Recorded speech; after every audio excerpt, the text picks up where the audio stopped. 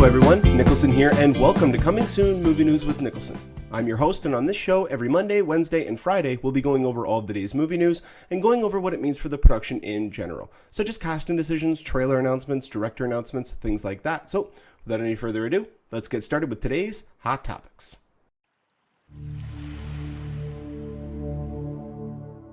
And the first topic that we have to talk about today concerns the upcoming remake of The Raid. Now, The Raid was an Indonesian film that came out in 2011. I've talked about this a few times on the show, and it's just a fantastic martial arts film. It's got a simple story. You know, the acting's not really all that it needs to be, but it's not that type of film. It's a great martial arts film. And we're actually getting a North American remake done by Patrick Hughes, the man who brought us just Expendables 3.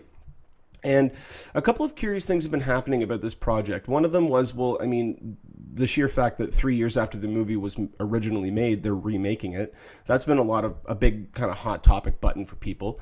But on top of that, it's been what happens when North American audiences or when a Hollywood studio takes an Indonesian martial arts film and tries to remake it. And it's about a police squad. Is it going to be more just about gunfights? Is it going to be more about that kind of stuff? And so one of the ways that this production has tried to curb that is the first casting of the film was Frank Grillo. Now, Frank Grillo has been doing a lot of great films as of late. He was in The Grey. Most recently, he was in Captain America Winter Soldier as Brock Rumlow, and he headlined The Purge: Anarchy. Now, a lot of people don't know this about Frank Grillo, but Frank Grillo is a trained martial artist. He is I can't even remember which degree of black belt that he is, but this guy has a lot of martial arts training and background. But on top of that, every actor who signs on in a major role in this film has to undergo over 6 months of training before production is going to start. That's why they're waiting until at least early next year to start production, because once they get the casting done, they need to spend half of a year training for the film. Now, I doubt that people would have to go through 6 months of training just to make really cool looking gunfights, which makes me think that there's going to be a lot of actual fighting in this movie, which I'm excited about. But on top of that, Taylor Kitsch has been rumored for a lead role, and a lot of people give this guy flack, and I can kind of see why, only in the sense of the movies that he's been in, not his roles in those films. In particular, John Carter. John Carter's been a movie that I've tried to defend as often as I can, because a lot of people look at that and they say, that movie looks dumb, it looks stupid, I don't understand it. And that's the fault of the marketing. That is not the fault of the film itself. I find it's a very fun, pulpy, action sci-fi flick with really cool visual effects. It was the first film to use the same CG technologies that Avatar used after Avatar's release. And it is just really a shame that this movie was not able to be seen by wide audiences. But if he signs on to this, I think this will be a really great continuation of his new trajectory, which started with The Lone Ranger. Lone Survivor. My apologies. He was fantastic in Lone Survivor. And just seeing the fact that he's rumored to be a part of True Detective Season 2 and coming on board this film, that really adds another level to this film. I mean, I think it's going to really try to separate itself. But more importantly, a little bit of speculation about what the director has just said leads people to think that we may be getting a combination of the two Raid movies that were released from Gareth Evans. And so Patrick Hughes came out and he said that the film will revolve around 12 integral roles. Now, whether or not that means that it's going to be 12 lead roles, that the entire SWAT team of 12 people is going to be the main characters, we're going to follow them through the whole film, because it's kind of a spoiler alert, but not really. The original Raid movie really only revolves around Iwo Kuwais. I'm not exactly sure. He plays Rama in the movie. I'm not exactly sure how to pronounce his real name. But almost everybody else, with the exception of a few, get eliminated from the SWAT team. And it's pretty much just Rama's role and Rama's movie. And he's the central character of the second movie. But the second movie really kind of expands that. The first movie is about a SWAT team that has to go after a drug kingpin type thing, who's on the top floor of this apartment complex. And everybody else in the apartment complex, for the most part, are people who work for him, like his gang members. And so it was a very tight-knit, action-oriented flick. The second movie really opened up this world and really became kind of... A lot of people have made similarities between this and The Godfather, where it's much more about the crime aspect. It's not necessarily about the fights. And the fights in The Raid 2 are even better than in The Raid 1. But the thing that makes it even better is they're fit into context. The action scenes in the movie are not there to serve the story. The action scenes in the movie are there to serve the story. The story is not there to serve the action sequences. And that's one thing that I really have to commend the filmmakers about. And it almost sounds as though that's something that we are going to be getting with this film, kind of a combination of the two. We still don't have any concrete story details about this movie, but when you look at the fact that the second movie revolves around crime families and corrupt cops and him just having to navigate this seedy underworld, well, there's a lot more characters in that film that are larger characters, that are integral roles.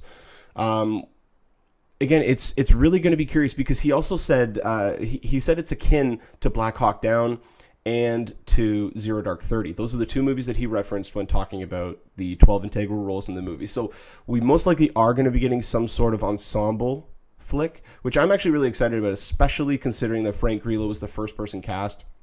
That really just, it cements a lot of issues, I think, that people would have had with the film, saying, okay, well, the first guy that they've cast in this movie is a trained martial artist. And on top of that, he's a great actor. So they're not doing what the Kickboxer remake are doing, where they're just getting fighters and hoping that they can act, or at least just not giving them too much to act with. But what they are doing is they are getting trained actors who are also trained martial artists. And for those of them who are not trained martial artists, they are giving them plenty of time to train for those fight sequences. So I am more than on board with this movie. My only concern is that we're getting it so soon afterwards, but I'm still really excited because, I mean, at the end of the day, it's going to be a different film. Like, we're not going to just see the same thing just spoken in English. It is going to be a different film, but it is going to have the feel of that first film. And I'm really excited about that because that just means more quality filmmaking that we're going to get as long as this movie is good. And I think that if we go into the film hoping for it to be good, not just thinking that, okay, this is probably going to be bad, but if you hope for it to be really good, then you hopefully will come out a little bit more surprised. A lot of people do have this tendency to go into a film expecting it to be bad. When they come out, they're like, yep, I knew it. And they just look for the problems when they go to watch the film. And that's something that I think a lot of people do need to avoid. Just go there for the escapism, the aspect of it being entertainment. That is all it is designed to be. It's not designed to be a history lesson. It's not designed to be fully factual or anything like that, although it does help in certain circumstances when that does happen. I think for the most part, most people can get behind a movie that's just plain fun. Look at Ninja Turtles. Ninja Turtles is a perfect example. And even Guardians of the Galaxy, but I'm going to use Ninja Turtles even more because it had a lot of flack coming into it. And it just hit #1 at the box office 2 weeks in a row. One of the few films to be able to do that this summer.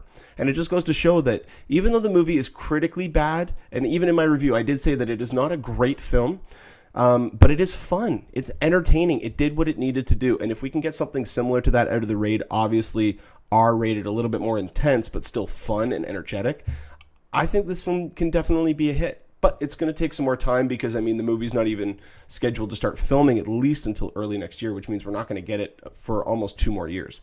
But with the fact that Patrick Hughes, what he did with some of the action sequences in Expendables 3, even though I didn't really like the film all that much, I did think that the action sequences were kind of cool, especially that end action sequence. So I'm excited to see what he's able to do. Even while I was watching the movie, I was thinking of that. So I think that's kind of cool. But if we get more information about this, I will definitely update you guys on here. And the next topic that we have to talk about today is one that's kind of curious. It appears as though Dwayne Johnson is still signed on and connected to a sequel to Journey to the Mysterious Island. Well, it looks as though he wasn't just signed on for 1, but he is signed on for 2. It looks as though they are in active development of both Journey 3 and 4 films to be most likely shot back to back. Now, commonly what happens with films like this, whenever they do movie shooting back to back, it usually means that there's going to be a cliffhanger of sorts, on average. It is very rare that movies will shoot back to back and shoot 2 self-contained films. Now, the purported story of Journey 3 is to be from the Earth to the Moon, which means that they're going to be taking the adventure into space in some capacity. Now, whether or not that movie ends on a cliffhanger, it really does bring up the question, well, what would it cliffhang to? If it is set in space, whether or not they come back to Earth or if they go to another planet or whatever the case may be, again, this is going into whole other fantasy territory.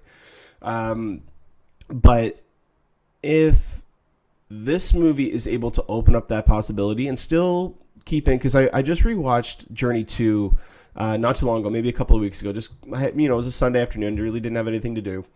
And it's, again, I looked back on it. The first time I saw it, I was like, it was okay. The Rock really does save the movie, but outside of that, there's not really anything redeemable about this movie. Well, I watched it again, and it's fun. It's, it's lighthearted. It's made for kids. It's not made for adults or even, I guess, tweens it could be made for as well, but it's not really made for a demographic any older than that. And it still was fun. You get you get to act like a kid again. And it brings back certain feelings that most movies are not able to conjure up. There have been a few movies in the recent months that have been able to do that, such as Lego Movie or even Guardians of the Galaxy, Teenage Mutant Ninja Turtles. So again, it just begs the question, what is number 4 going to be? Now, the curious thing about this is the writers of the first two are not coming back for the third one. I believe they did pen a draft, but after that, I don't think that they had anything to do with any of the developing film from then on. But they've got Chad and Carrie Hayes, who, curiously enough, wrote The Conjuring. But once they wrote that movie, that kind of broke them out and got more attention on them and allowed people to kind of take a look at more projects that they were doing. One of those projects was San Andreas 3D, which is The Rock's next big frontlining movie, which is going to be coming out, I think it's next July. So it'll be coming out after Fast and Furious 7, but it'll be his next standalone film, or main lead film, I should say.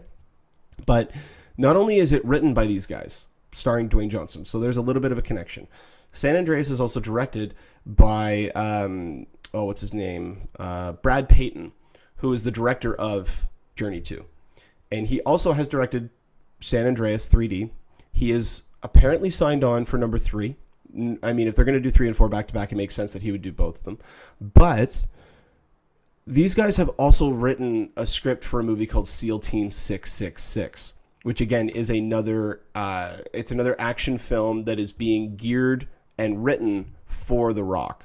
So when you look at this working relationship that these guys have, it's very interesting to see that they know the sensibilities of the characters.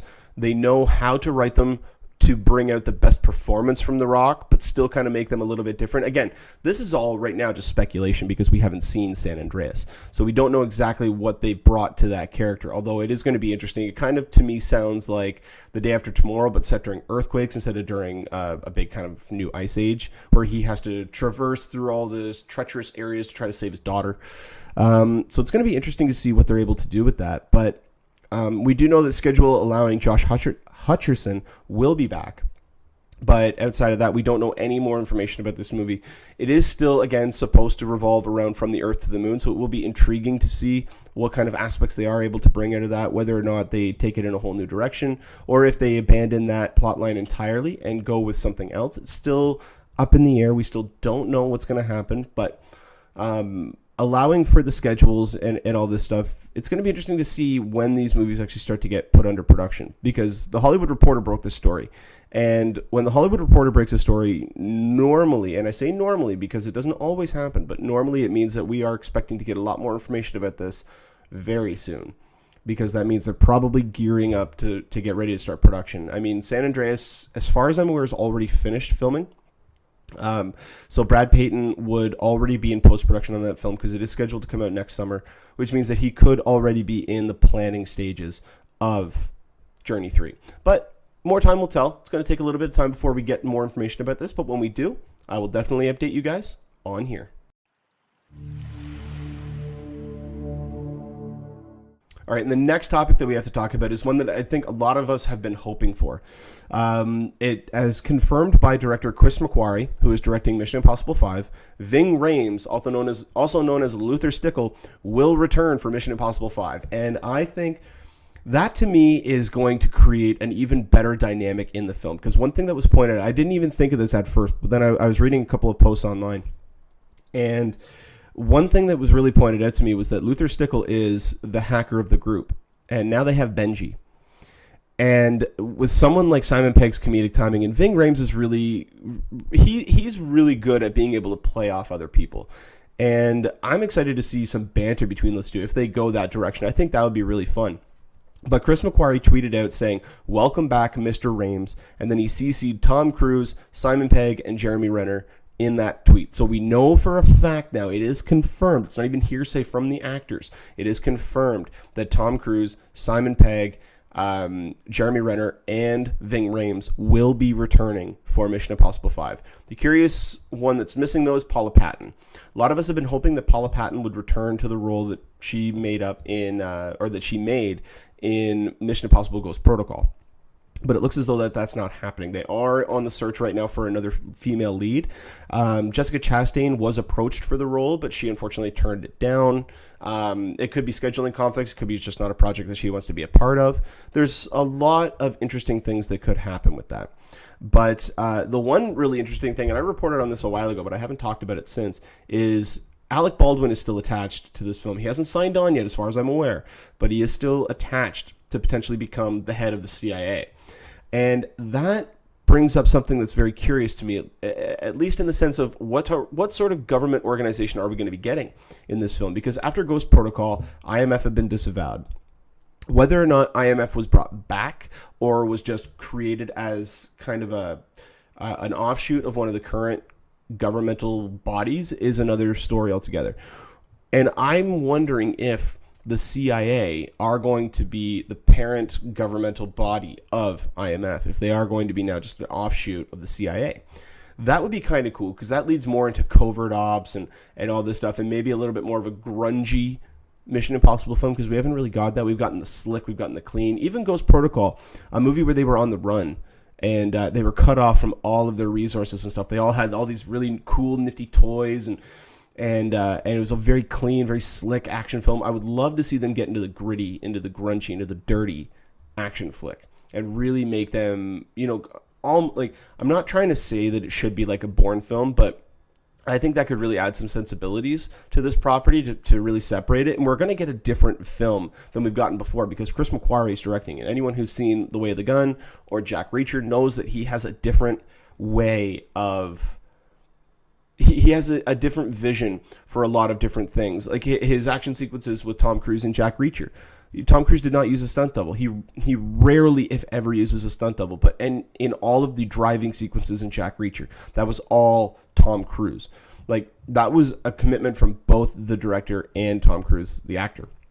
So seeing Chris McQuarrie coming in and saying, listen, we're going to get you to do as much as we can, and these are going to be realistic action sequences, I think. I think they're going to be in the vein of Jack Reacher, but just on a larger scale, which, again, all this stuff I'm really excited about. It's going to take a bit of time for us to see anything out of this film, because it's not supposed to start production again for another couple of months. But once they get the cameras rolling on the film, it's scheduled right now to hit theaters on Christmas Day 2015. Now, whether or not that date sticks is another story, because we're getting Star Wars a week before that. I don't know if that's going to be the right time to release this film. A lot of people will say that, well, it's counter-programming. I don't know if it is. With the exception of the kids that are going to want to go and see Star Wars, for the most part, everyone who's going to want to go and see a Star Wars movie is going to want to go and see a Mission Impossible movie, because it's an action film. It's Tom Cruise in the role that everyone loves him for. I mean, everyone loves Tom Cruise as Tom Cruise, but everyone will be able to say that Ethan Hunt is Tom Cruise. Every other character that he's played, he's very rarely, if ever, done a sequel. So we've never really gotten to see him come back to a role. So it really is cool to see him come back to his most successful franchise, with new blood, with returning cast members as well. I'm really excited for this film, although I do think, and at least hope, that the December 25th, 2015 is a placeholder. I would love for them to punch that up a month, because if they were to release it, I think Hunger Games Mockingjay Part 2 is coming out at the beginning of November. So if they could release that at the end of November, I think then they would have enough time between when Star Wars comes out, and also at Christmas time, you've got all these other awards contenders. So it's really going to be intriguing to see whether or not this movie is able to to punch through and make as big of an impact as it could on its own, instead of being put into this section of the year when a lot of films are coming out with a lot of attention around them. So it's going to be intriguing to see whether or not this movie is able to hold its own on that date, or whether or not it is just a placeholder. But as it stands right now, this is all the information we have. If we get more information about this topic, I will definitely update you guys on here.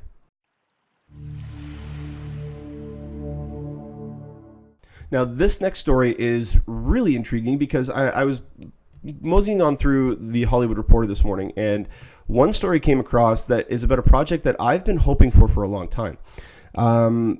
Disney is apparently hoping, as long as these negotiations can get underway and really start to gain momentum, Disney is hoping to get an early 2015 production start date on their adaptation of 20,000 Leagues Under the Sea.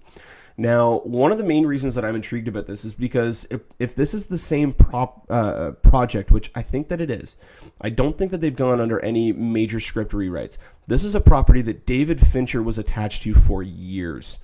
He was attached to this movie for several years, and just through scheduling and all this stuff, and they just couldn't get any movement on it.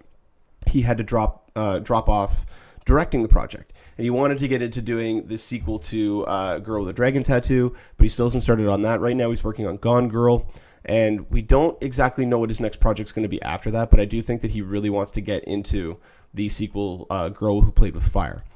But this movie would have been wholly unique. I mean, this would have been a big budget franchise potential film from a filmmaker like David Fincher. You know, giving David Fincher 20,000 Leagues Under the Sea is almost as big as it was when they gave Christopher Nolan the reins to the Batman franchise.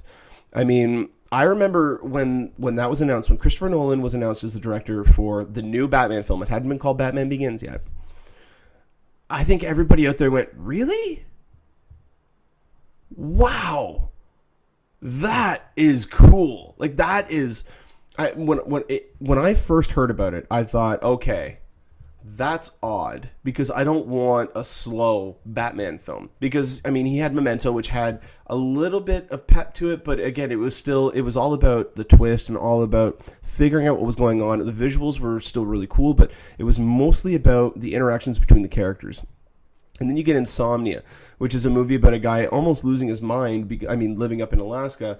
And the guy that he's after is a man who appreciates him, who he reads all of his books, and he's just an insane individual. And so seeing these two properties and then saying, okay, well, we're going to give this guy Batman, I got to thinking, like, okay, this is going to be kind of odd. And then I rewatched Memento, and I went, okay, no, I am on board 100% with this guy. He knows how to tell a story. He knows how to handle characters. And I think that we're going to get something very different. And lo and behold, we got Batman Begins, which was one of the absolute best game changers for superhero films. It really showed what you could do with a comic book movie. And so seeing someone like David Fincher come on board a project like 20,000 Leagues Under the Sea, mind you, he's no longer attached. He is no longer attached to this film. I'm just kind of going off on this for a minute.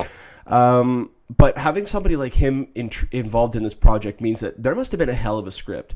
This must have been a hell of an idea that he wanted to tell. And someone like David Fincher was unable to get this movie made. It just begs the question as to why. Whether or not it was the budget, whether or not it was shooting locations, because that's kind of what this story deals with. But Disney right now is trying to negotiate with the Australian government to get a certain incentives package to shoot the property down in Australia. And whether or not they are able to get this pushed through is, to me, kind of irrelevant, only because they did kind of the same thing just before David Fincher abandoned the project last summer. And they said, oh, they're having talks with the Australian government about this, because about 18 months ago, Disney struck a deal to finance the production and get, I think it was like 21 or 22% incentives, which meant that was like a tax break that they would get for having the production go down there. And that's potentially, like, that's millions of dollars in savings when you think about it. This was scheduled to be the largest budget production shoot in Australia ever. And they're really trying to I mean, I don't know why they would want to be going to film down there unless it's just off the coast of Australia, which, I mean, you can commend them for trying to film actually out on location as opposed to in sound stages, but this would probably be a very large soundstage production. But one of the biggest things about this is that this is one of those rare properties that could be remade and I think be potentially better than its original, only due to the fact of the advancements of technology that we have today. Looking at what could be created using not only the sub, but the giant squid, the several attacks throughout the film, or throughout the story, I should say, these could all be brought to life in a wholly unique way that we have not seen yet. And one other director that has gone quiet for a while, and I'd have to look into seeing as to why he would, but he handles water really well in his films, and I think he could really come up with something special, would be Wolfgang Petersen. Wolfgang Petersen's the man who directed such films as Outbreak. He directed Troy. He directed Poseidon, which granted wasn't one of his best, but I mean the spectacle of that movie was still on a grandiose scale. I mean, I really do think that he could do something unique with this film, but we haven't heard from a lot. And Wolfgang Petersen, funny enough, he was actually attached, before he did Troy, he was attached to direct Batman versus Superman. This is going back about 10 years. And who was it going to be? It was, they were trying to relaunch Superman at that time. McG had signed on to direct, the man who did the Charlie's Angels movies, and he just most recently did movies like Terminator Salvation. He had signed on to direct a new Superman film, and this, as far as I'm remembering, and I could be mistaken on this, but as far as I'm remembering, this was going to be, they were going to relaunch Superman. They were kind of doing what they're doing now. They were going to relaunch Superman and then have Batman versus Superman in a movie together, and then that was going to spread out into standalone films. Now, they weren't going to do this big Justice League universe that they're doing now, but they were going to get Batman and Superman in a movie together and then have their own Superman and Batman storylines going on. Maybe have a Justice League movie after several years, because even George Miller, the guy who's bringing us Mad Max, the new Mad Max, I should say, director of all the other Mad Max films, had a Justice League movie.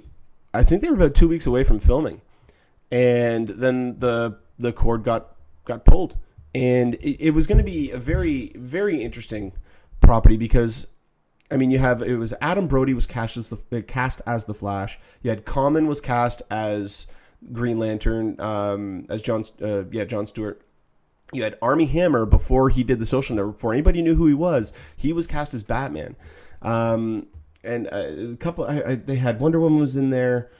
There were a couple other characters in there, but I can't remember exactly who they were. But one of the interesting thing that was reported out of this movie was, first off, as far as I'm aware, it was going to be motion capture. So that was going to be kind of a unique way of looking at it. It was going to be complete CG animation. But on top of that, you were never going to see the characters outside of their costumes. It was going to be like the DC animated films, where you only saw them, like Batman with his cowl. You never saw him as Bruce Wayne. You never saw Clark Kent. You only saw Superman. You never saw Diana. You only saw Wonder Woman. And that was going to be a really intriguing project. But then that fell apart, and it just really goes to show you that it doesn't matter what caliber of talent you acquire to a film. At the end of the day, it could still fall apart. I'm actually going to be doing a full video on movies that never were in the next couple of weeks, so be on the lookout for that.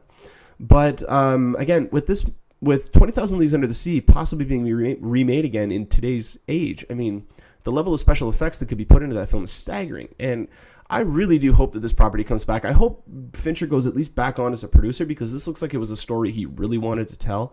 But yeah, I mean, as long as these negotiations go through with the new government, because the new government is trying to say that, no, we don't, we're not going to give you any more incentives, because they're trying to get 30% now. And the new government is coming back and saying, we're not going to give you any incentives now. And it's just becoming a very political argument. Which is really frustrating in this day and age. It's entertainment. I mean, at the end of the day, just make the damn film. If you can't make it in Australia, shoot part of it there and then shoot the rest of it back in LA. I mean, if you're going to do it sound stages, just do it sound stages anywhere. I mean, even do it in Vancouver. There's a lot of sound stages up there. Toronto's even getting a lot of sound stages. New York has a lot of sound stages. London is probably one of the largest places to go and shoot a movie now, because a lot of Marvel movies go there. Star Wars goes there. And that's actually going to be a topic for my user questions on Friday's episode, so keep a lookout for that one as well. But yeah, if they get if they get these negotiations going through, then we could see 20,000 Leagues Under the Sea starting production next year, which means we would have it in 2016 or 2017. These next few years, I got to tell you, these next few years are very exciting if you're a film fan, because we have never had a slate like this before. We thought that 2015 was going to be big. It doesn't even compare to what 2016 and 2017 are going to be. Like, this is just getting insane. I'm really excited for all these projects. Again, a lot of them are probably going to be letdowns, which is a shame, but we have to go into each film remembering what type of movie that it is. If it's an action film, don't go into it expecting Macbeth. You know, if it's a fantasy film, again, don't go in expecting it to be like The Artist. Don't expect films like that. Each film needs to be taken in on its own. And if you can look at a film separately from another one, then you can get an entirely new way of entertainment out of it. But again, I'm done with my rant, so no worries. So if we get more information about this, if Disney's able to push through on these negotiations or whatnot, then I'll definitely update you guys on here. But as it stands right now, it looks as though we may be getting a new version of 20,000 Leagues Under the Sea. And I could not be happier. This is a property I've been waiting for a long time. It just sucks that Fincher's not going to be involved. But if we get more information on this, I'll definitely update you guys on here.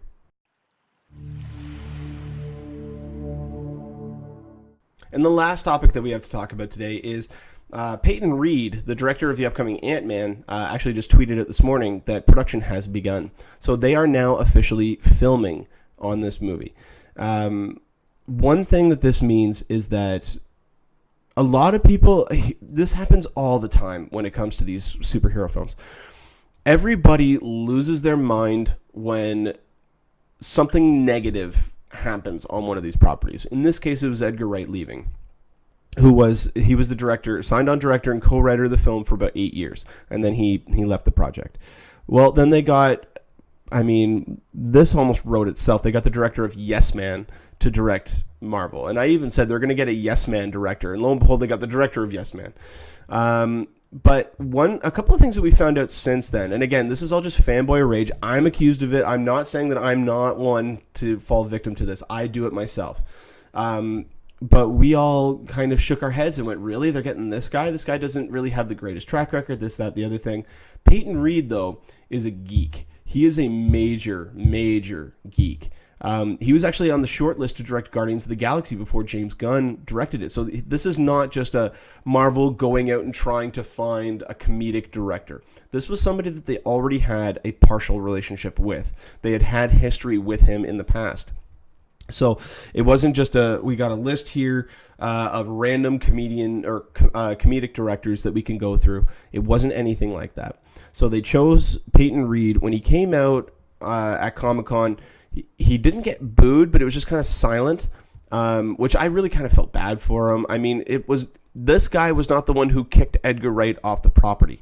And that's what I think a lot of us try to forget, or kind of forget, I should say. Because we like to play the blame. We like to play the blame game and say that he's the one who is the reason why all of these things have happened. Well, no, that's not the case. He was the guy who was hired by Marvel to come in and make this a reality, to make this property come to life. A lot of the things that are going to be in this film are going to be taken from Edgar Wright, even though the rewrite that came out, it did add certain things and also remove certain things that Edgar Wright would have wanted to keep. But he also was writing this movie well before Marvel's Cinematic Universe really started to take shape. So there were certain elements of the story that would have needed to be added to tie it in to that Marvel Cinematic Universe, and he felt that was going to take away from the integrity of the story. Very reasonable, absolutely. It was an amicable split. But the fact remains, this movie's now filming. Like, it's actually tangible. This is something it's happening. We are at a point now where the Ant-Man, such an obscure property such as Ant-Man, is filming. There are actors and set designers and makeup artists and lighting directors of photography are there with their lighting directors. And you have grips and you have Best Boys and everything are on set right now with this property. We're going to start to get some actual footage from this. We're going to start to actually get some pictures from the set. We're actually going to start to get some real, I can't even find words for this. We're going to start to get some actual information about this property that I think is going to start to turn around a lot of people. I'm getting more and more excited about this property as time goes on, and I think one of the main reasons for that is Guardians of the Galaxy, because they knocked that property out of the park. And that was a movie where they had a script already. James Gunn came in and, for all intents and purposes, completely trashed it and wrote a brand new one. He had to keep similar story beats, which is why the other writer got a co-writing credit. But he came in and he wrote a wholly new take on it. And I think that that's what we're going to be getting with this film. Edgar Wright came in and wrote a take on it, and then they left, and some other writers came in, and we're told you have to keep this beat, this beat, this beat, and this beat, but everything else can change. Just needs to get from point A to point B. Whatever's in the middle is up to you. And so we've got some good talent involved in this property. I mean, I'm not all that enthused about Adam McKay because most of his movies are improv anyway, so having him as screenwriter is kind of like, uh-oh. But, I mean, you got a cast of Paul Rudd, Michael Douglas, Corey Stoll, Evangeline Lilly. You know, I mean, as it stands right now, this movie's going to take about 3 months to film, and then we've got a pretty rushed and hectic post-production schedule to get that film out for July 17th, 2015. But if they can do that, if they can succeed with this film, if they can go from having such negative comments made about this property and turn it around to be one of the most enjoyable films of next summer, a 1-2 punch of Avengers 2 and Ant-Man, Marvel will be unstoppable, and DC will be shaking in their boots just because they're like, listen, these guys are able to do whatever property they want, and they are successful. And it's not just because people are just going out and buying the tickets. It means they're successful in the sense that these movies are actually good. They're quality. They have good characters. They have great development. They have exciting action sequences that fit within the story. They're not just there to be a cool action sequence, and then the story is written around that. You know, so I'm getting more and more excited as time goes on about this property. And the fact that it's filming right now means we're going to be getting some stuff from it very soon. So I'm excited. But yeah, if we get more information about this, I'll definitely update you guys on here. Well, that'll do it for us here on Coming Soon Movie News with Niklsun. Thank you so much for watching. You guys have been a great audience. You can go ahead and click subscribe there in the bottom corner. You can get updates whenever we post a new video. You can follow me on Twitter at Niklsun, Niklsun, for all of your movie updates.